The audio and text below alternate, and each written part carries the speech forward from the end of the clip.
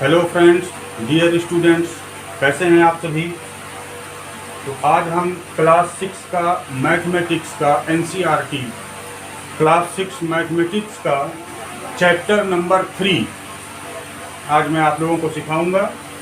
Video को बिल्कुल भी स्किप ना करें और सब्सक्राइब जरूर करें। चैप्टर जो 3 है उसका नाम है संख्याओं के साथ खेलना। इस चैप्टर में आपको सबसे पहले कुछ टॉपिक जो मोस्ट इम्पॉर्टेंट है वो जानना जरूरी है। वो टॉपिक क्या है?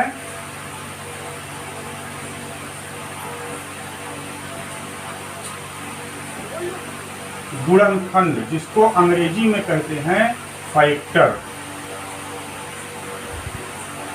अब ये गुणनखंड होता क्या है?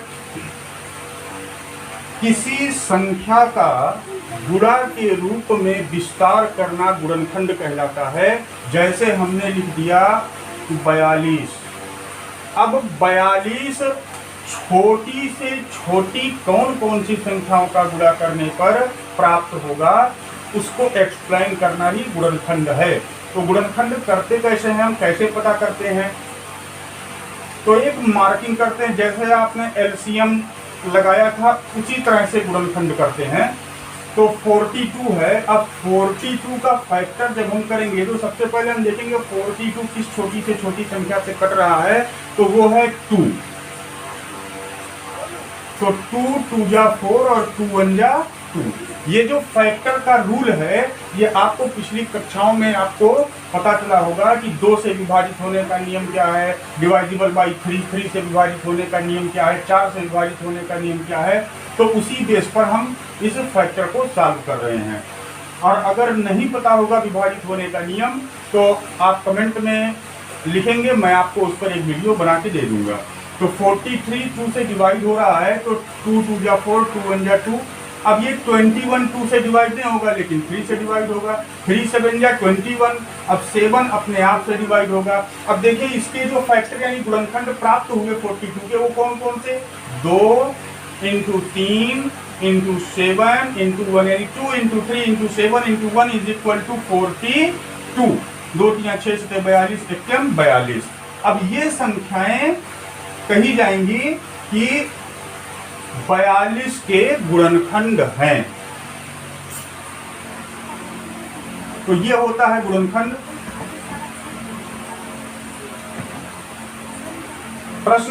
प्रश्नावली 3.1 का पहला क्वेश्चन है, निम्नलिखित संख्याओं के सभी गुणनखंड लिखिए। और पहले का ए है। पहली संख्या जो दी हुई है 24। तो अब 24 का आप फैक्टर कर लीजिए। फैक्टर एक हिसाब से डिवाइड का मेथड होता है। तो फैक्टर 24 किससे कटेगा भाई? पहले 2 से। तो 2 1 जा 2 और 2 2 जा 4। अब फिर ये 12 भी 2 से डिवाइड हो जाएगा, तो 2 6 जा 12। 6 भी 2 से डिवाइड होगा, तो 2 3 जा 6। और ये जो 3 है ये किससे डिवाइड होगा? केवल 3 से ही डिवाइड होगा। 3 1 जा 3। 1 से कट रहा है यानी 1 हो गया। फिर 3 से कट रहा है, 6 से भी कट रहा है, 2 से भी कट रहा है, 12 से भी कट रहा है और 24 से भी कट रहा है। और 2 दूना 4, 4 से भी कट रहा है। और 2 दूना 4 दूना 8, 8 से भी कट रहा है। 1 2 3 4 6 8 12 24। ये इसके इतने गुणनखंड हो गए। ऐसे ही हमको इनके सभी गुणनखंड को लिखना है। यहां पर देखिए आपको मिल गया 1 2 3। तो 1 2 3 ये मिल गया आपको। अब क्या बचा? 6 बचा, 12 बचा और 24 तो स्वयं है ही। और 2 दूना 4। इस तरह से ये इसका फैक्टर हो गया। इसके बाद टॉपिक को समझते हैं। थोड़ा सा आपको इसमें डिफरेंस मेथड लग रहा होगा, अभी आपका क्लियर हो जाएगा कॉन्सेप्ट। बी देखिए,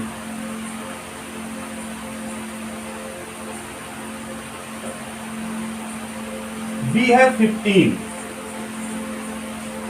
अब 15 को देखना है कि इसके कौन कौन से गुणनखंड होंगे। तो गुणनखंड पहले आप कर लीजिए, 15 का फैक्टर कर लीजिए। वैसे ही 2 से तो ये कटेगा नहीं, 3 से कटेगा, 3 5 15 और 5 एकम 5। अब इसके जो गुणनखंड हमको मिले इस बेस पर 1 मिला, 3 मिला और 5 मिला और बराबर 15 है ना। अब इसके जो गुणनखंड हैं उसको हम कैसे सिलेक्ट करेंगे। सबसे पहले तो आपको 1 मिल गया और 1 से 15 में हमने अगर गुणा किया तो क्या हो गया 15। इसके बाद 3 है तो 3 हमको मिला तो 3 5 होता है 15। अब 5 की बात करें तो 5 गुणे 3 यानी 5 3 15। तो इसके जो फैक्टर बने आपके 1 बना, 3 बन गया, 5 हो गया और 15 हो गया। ये इतने इसके गुणनखंड हमको मिल गए। अब इसी तरह से इसके बाद वाला ध्यान से समझेंगे, अभी समझ में आ जाएगा। 1 2 और बताएंगे, समझ में आ जाएगा।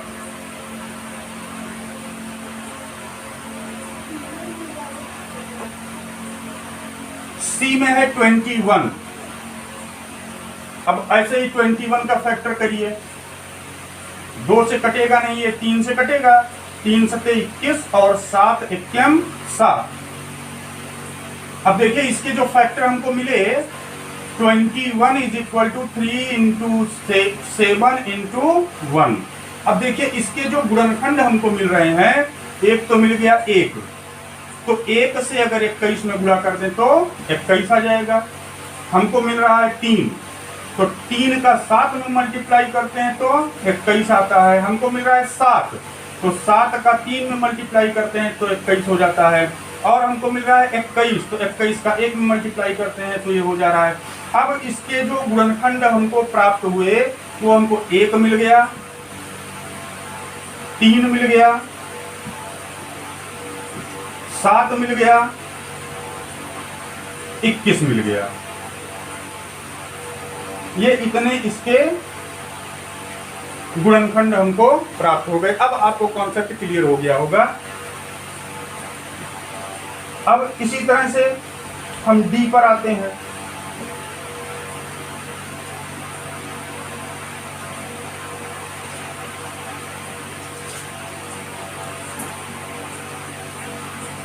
डी में क्या दिया हुआ है 27। अब 27 का आप फैक्टर कर लीजिए तो ये भी 3 से कटेगा, 3 9 जा 27 और 3 3 जा 9 और 3 1 जा 3। अब 27 कितने कितने संख्याओं से कटा लीजिए, 1 3 3 3, ये हो गया। अब जो इसके गुणनखंड हमको मिल रहे हैं, सबसे पहले तो 1 हमको मिल गया, यानी 1 में 27 का गुणा अगर कर दें तो 27 आ जाता है। फिर ये 27 स्वयं हो गया, यानी 27 में अगर 1 का गुणा कर दें तो 27 आ जाता है। अब 3 ले लें तो 3 हमको मिला, तो 3 का 9 में गुणा करें तो 27 आता है। फिर अगर हम 9 ले लें तो 9 का 3 में गुणा करें तो 27 आता है। अब जो इसके गुणनखंड हमको मिले वो मिल गया 1 3 9 और 27। ये इतने आपके इसके गुणनखंड मिल गए। अब देखिए ये आपको समझ में आ गया होगा। तो इसी तरह से EFGHI ये आपको स्वयं सॉल्व करना है। अगर नहीं सॉल्व कर पाइए तो कमेंट में बताइएगा, मैं आपको फिर से समझा दूंगा। अब चलते हैं क्वेश्चन नंबर 2 पे। क्वेश्चन नंबर 2 है, निम्नलिखित संख्याओं के प्रथम 5 गुणज लिखिए। प्रथम 5 गुणज, गुणज का मतलब क्या होता है? गुणज का मतलब होता है कि उस संख्या का गुणा करने पर आने वाली, प्राप्त होने वाली संख्या, वो गुणज कहलाती है। जैसे चलिए ए देखते हैं। ए दूसरा का ए है 5, अब कह रहा है कि पहले 5 गुणज, तो पहले 5 गुणज यानी 5 एकम 5। अब पहले 5 यानी सीरियल वाइज चलना है, तो 5 का 1 में गुणा किया, इसके बाद 5 का 2 में गुणा करेंगे तो 5 गुना 10 हो गया, फिर 5 का 3 में गुणा करेंगे तो 5 3 15 हो गया, फिर 5 का 4 में गुणा करेंगे तो 5 4 20 हो गया, फिर 5 का 5 में गुणा करेंगे तो 5 5 25 हो गया। अभी 1 2 3 4 5 प्रथम 5 गुणज ये हो गए। यही मेरे कहने का मतलब था कि उस संख्या का अलग अलग गुणा करने पर जो संख्याएं प्राप्त होती हैं वो उस संख्या की गुणज कहलाती हैं। यानी इसके गुणज कौन कौन से हो गए? 5 10 15 20 25। अब बी है 8, सेम वही process, 8 into 1, 8 into 2, 8 into 3, 8 into 4, 8 into 5। तो जो इसके गुणज हमको मिले वो 8 16 24 32 40, ये इसके प्रथम 5 गुणज हो गए। अब इसी तरह से सी है जो आप स्वयं लगाएंगे। अब तीसरा जो लिखा हुआ है प्रश्न, स्तंभ 1 की संख्याओं का स्तंभ 2 के साथ मिलान कीजिए।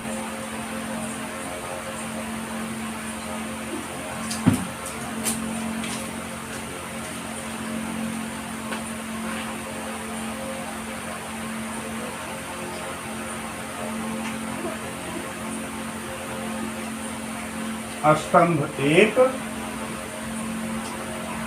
स्तंभ 2,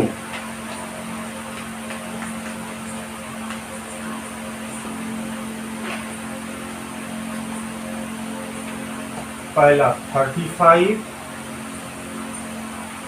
15 16 20 25। इधर क्या क्या है? 8 का गुणज, 7 का गुणज,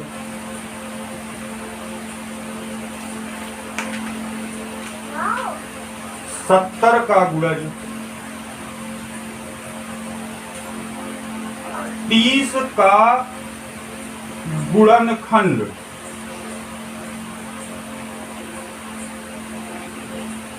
50 का गुणनखंड और 24 का गुणनखंड।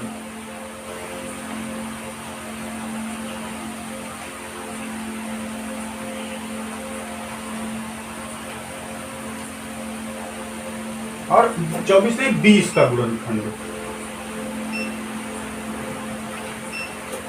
अब मिलान करना है तो देखिए 35, तो ध्यान दीजिए 35 किसका गुणज है? 7 का, क्योंकि 7 पचे 35। 15, तो 15 गुणनखंड कह रहा है। किसका गुणनखंड है? 30 15 का। अब 16 कह रहा है, 16 8 का गुणज है, क्योंकि 8 दूनी 16। अब 20 कह रहा है 2 3 4, 20 कह रहा है, 20 किसका गुणनखंड हो जाएगा? 20 का गुणनखंड हो जाएगा। और 25 जो है, ये 25 किसका गुणनखंड हो जाएगा? 50 का।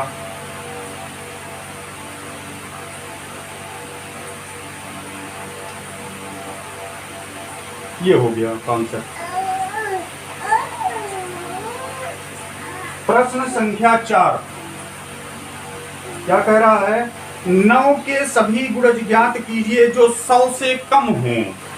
9 के सभी गुणज जो 100 से कम हों, तो गुणा करते चले जाइए।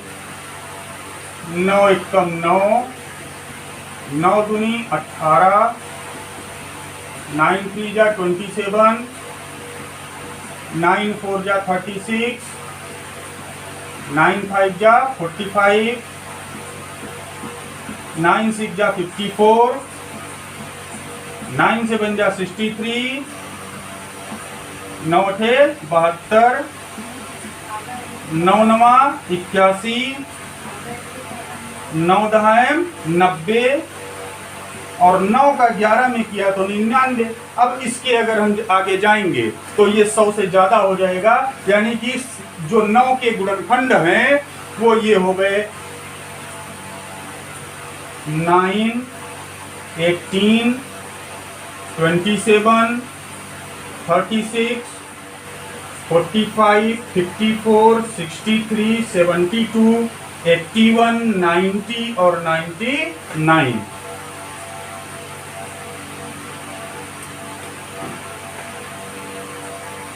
ये प्रश्नावली आपका कंप्लीट हो गया। अब मिलते हैं नेक्स्ट वीडियो में, जिसमें प्रश्नावली 3.2 आपको हम समझाएंगे। तो डियर स्टूडेंट्स, अगर टॉपिक आपके समझ में आया हो और वीडियो अच्छा लगा हो तो प्लीज़ सब्सक्राइब करें और ज़्यादा से ज़्यादा शेयर करें और लाइक करें। अगर आपको समझने में कहीं कोई प्रॉब्लम हो रहा है तो कमेंट बॉक्स में आके कमेंट करें, मैं आपको स्पेशली आपके लिए एक अलग से वीडियो बना करके आपको वो कॉन्सेप्ट समझा दूंगा। Thank you.